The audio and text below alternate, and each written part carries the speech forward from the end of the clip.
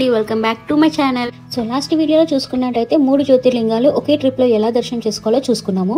So ఈ వీడియోలో నేను గ్రిష్ణేశ్వర్కి సంబంధించిన కంప్లీట్ ట్రిప్ డీటెయిల్స్ అండ్ అక్కడ ఏమేం ప్లేసెస్ ఎక్స్ప్లోర్ చేయొచ్చో చూసిద్దాం, వచ్చేయండి.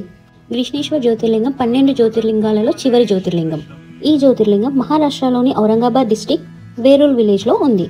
ఇక్కడికి వెళ్ళడానికి మనకి flight, train and bus facilities కూడా అవైలబుల్గా ఉన్నాయి. కుదిరిన వాళ్ళు ఓన్ ట్రాన్స్పోర్ట్లో కూడా వెళ్ళొచ్చు. ఫ్లైట్లో వెళ్ళాలని ప్లాన్ చేసిన వాళ్ళు ఔరంగాబాద్ ఎయిర్పోర్ట్లో వెళ్ళాలని ప్లాన్ చేసుకున్న వాళ్ళైతే ఔరంగాబాద్ రైల్వే స్టేషన్ అండ్ బస్లో వెళ్ళాలని ప్లాన్ చేసిన వాళ్ళైతే ఔరంగాబాద్ బస్ స్టాప్ అయితే అవైలబుల్గా ఉంటాయి. నేనైతే ట్రైన్ జర్నీ చూస్ చేసుకున్నాను. నాకు 12 hours అయితే పట్టింది. నేను 3rd AC స్లీపర్ అయితే బుక్ చేసుకున్నాను. నాకు 850 rupees అయితే పడింది. సో నేను ఔరంగాబాద్ రీచ్ అయిపోయిన తర్వాత లోకల్ ట్రాన్స్పోర్ట్ ద్వారా నా రూమ్కి అయితే చేరుకున్నాను. నేను ముందుగానే ఈ రూమ్ బుక్ చేసుకున్నాను. నాకు 1500 rupees అయితే పడింది.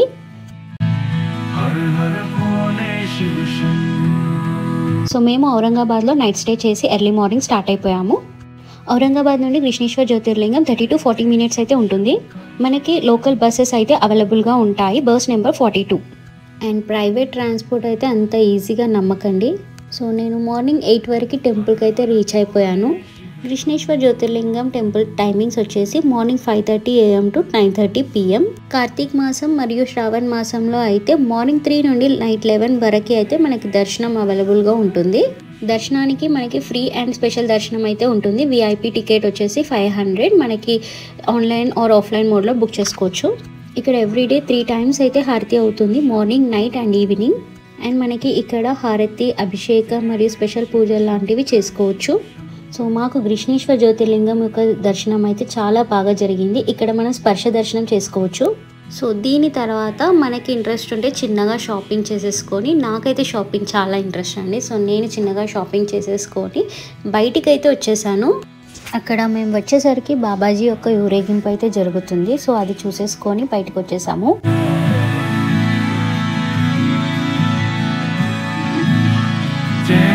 शिव शंकर शिव शंकर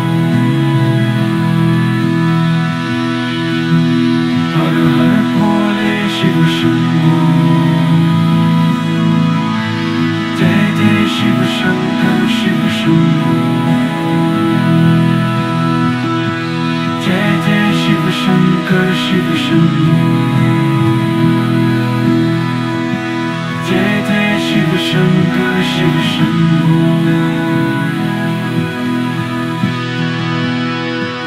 మేము దర్శనం కంప్లీట్ చేసుకొని బయటికి వచ్చిన తర్వాత మనకి అక్కడ చాలా లోకల్ ట్రాన్స్పోర్ట్స్ అయితే ఉంటాయి. సో మనకి అక్కడ నియర్ బై ప్లేసెస్ ఏమేమి చూడవచ్చు అవన్నీ కూడా వాళ్ళు ఎక్స్ప్లెయిన్ చేస్తారు. సో అవన్నీ కూడా నాతో పాటు మీకు కూడా చూపిస్తాను, చూసేయండి. సో మేము ఫస్ట్ అయితే విశ్వకర్మ టెంపుల్కి అయితే వచ్చేసామండి. సో ఇక్కడ మనకి శివలింగం యొక్క పెద్ద స్టాచ్యూ, అందులో 12 జ్యోతిర్లింగాల యొక్క రూపాలు ఇక్కడే ఉంటాయి. మనం అవన్నీ కూడా ఒకే ప్లేస్లో దర్శనం చేసుకోవచ్చు. అండ్ పక్కనే మనకి విశ్వకర్మ యొక్క టెంపుల్ అయితే ఉంటుంది. ఇది చూడడానికి చాలా పీస్ఫుల్ అండ్ ప్లెజెంట్గా ఉంది. ఒకసారి దర్శనం చేసుకుందాం, వచ్చేసేయండి.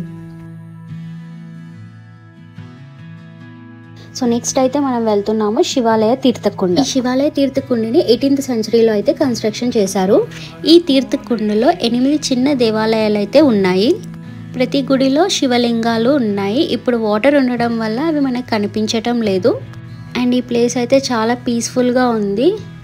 తప్పనిసరిగా విజిట్ చేయాల్సిన ప్లేస్ అని చెప్పొచ్చు. సో దీని తర్వాత మనమైతే ఎల్లోరా కేవ్స్కి వెళ్తున్నాము, వచ్చేసేయండి. సో ఎల్లోరా కేవ్స్ బ్యూటిఫుల్ అంటే బ్యూటిఫుల్ ప్లేస్ అండి. మీరు అస్సలు మిస్ చేయొద్దు ఇక్కడికి వస్తే. ఎంట్రీ ఫీజ్ 40 rupees అయితే ఉంటుంది. మనకి టైం ఉంటే ఇక్కడ ఎంతసేపు అయినా ఎక్స్ప్లోర్ చేయొచ్చు. ఈవినింగ్ 5 వరకు ఓపెన్ ఉంటుంది. లేదు అనుకున్న వాళ్ళు ఇక్కడ లోపల కొన్ని వెహికల్స్ అయితే ఉంటాయి. దానికి ఫీ వచ్చేసి 40 rupees per head.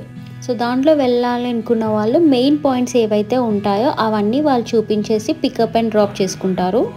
సో ఇది చిన్నపిల్లలు ఉన్నవాళ్ళు అండ్ పెద్దవాళ్ళు ఉన్న వాళ్ళైతే ఇది ప్రిఫర్ చేయడం చాలా బెస్ట్ అండి. ఇక హిస్టరీ అండ్ ఆర్కిటెక్చర్ గురించి చెప్పాలంటే ఎల్లోరా కేవ్స్ని 3 partsగా డివైడ్ చేస్తారు. ఇక్కడ కంప్లీట్గా 34 caves అయితే ఉంటాయి. 1 నుండి 12th అయితే బుద్ధిస్ట్ కేవ్స్ అని పిలుస్తారు. ఇవి 6th నుండి 8th century మధ్యలో నిర్మించారు. ఈ కేవ్స్ అన్నీ కూడా బుద్ధిజం రిలీజియన్కి రిప్రజెంట్ చేస్తూ ఉంటాయి. ఇక్కడ మెయిన్ చూడాల్సింది Mahayana school of Buddhism cave. Next వచ్చేసి హిందూ కేవ్స్, 13 నుండి 29th మధ్యలో ఉన్నవన్నీ కూడా హిందూ కేవ్స్. ఇక్కడ మెయిన్ చూడాల్సింది కైలాస టెంపుల్, కేవ్ నెంబర్ 16. ఇది 7th to 10th సెంచరీలో నిర్మించారు.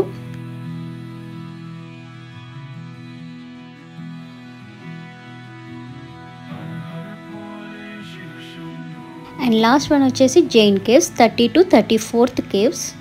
ఇది వచ్చేసి 9th to 12th సెంచరీలో నిర్మించారు. ఇవి కంప్లీట్గా జైన్ ఫిలాసఫీని రిప్రజెంట్ చేస్తాయి. సో ఎల్లోరా కేవ్స్కి వచ్చినట్టయితే మల్టిపుల్ రిలీజియన్కి సంబంధించినటువంటి కేవ్స్ అన్నీ కూడా మనం ఒకే ప్లేస్లో చూసుకోవచ్చు. ఇక్కడ స్పెషల్గా చెప్పుకోవాలంటే కైలాస టెంపుల్. దీని స్పెషాలిటీ వచ్చేసి సింగిల్ కొండతో ఒక టెంపుల్ మొత్తాన్ని నిర్మించారంట. మన చరిత్ర ఇంత గొప్పది చెప్పడానికి ఇవన్నీ చూస్తే సరిపోతుంది. Shankar Shiva Shambho.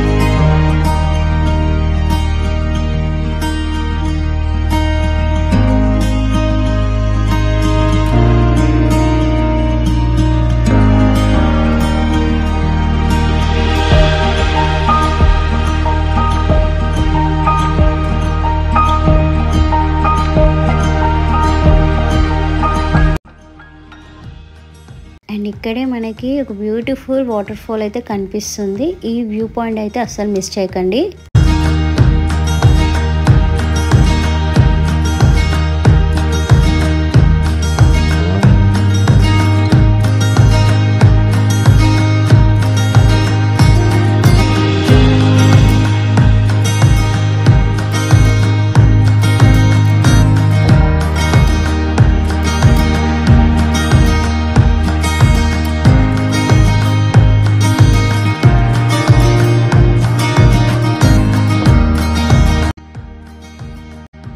సో మా ట్రిప్ అయితే కంప్లీట్ అయిపోయిందండి. మేము చాలా బాగా ఎంజాయ్ చేసాము. సో నెక్స్ట్ వెళ్తున్నాము తాకస్వామి దత్తక్షేత్రం. సో ఇక్కడ మనం దత్తాత్రేయ స్వామిని దర్శనం చేసుకుంటాము.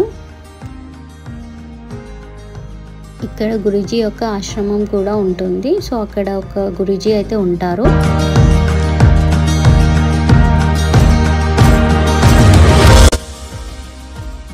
అండ్ నెక్స్ట్ మనం వెళ్తున్నాము లక్ష వినాయక గణపతి టెంపుల్. సో కృష్ణేశ్వర్ జ్యోతిర్లింగానికి ఒక 10 to 20 minutes డిస్టెన్స్లోనే మనకి హ్యాండ్లూమ్ శారీస్ అండ్ పైతానీ శారీస్ చేతో నేస్తున్నారండి. ఇది ఎగ్జిబిషన్ 365 days అయితే ఉంటుంది. సో ఇది మనకి మ్యానుఫ్యాక్చరింగ్ ప్లేస్. సో ఇక్కడ మనకి కావాల్సినటువంటి డిజైన్ కూడా ఆర్డర్ ఇచ్చి చేపించుకోవచ్చు. అండ్ శారీస్ కూడా లైవ్లో నేస్తున్నారు. ఇది చూసేసి పక్కనే మనకి ఎగ్జిబిషన్ కూడా ఉంటుంది, అందులో మనం పర్చేస్ కూడా చేసుకోవచ్చు. ఇది పైతానీ శారీస్కి చాలా ఫేమస్ అండి. సో ఇవన్నీ కూడా లైవ్లో చూడడం నాకు చాలా బాగా అనిపించింది. ఇది ఒక్క శారీ నేయడానికి మినిమం 2 days అయితే పడుతుందని చెప్పారు వీళ్ళు. సో ఒక శారీ వెనకాల ఎంతమంది కష్టం ఉందనేది ఇవన్నీ చూస్తే మనకు తెలుస్తుంది.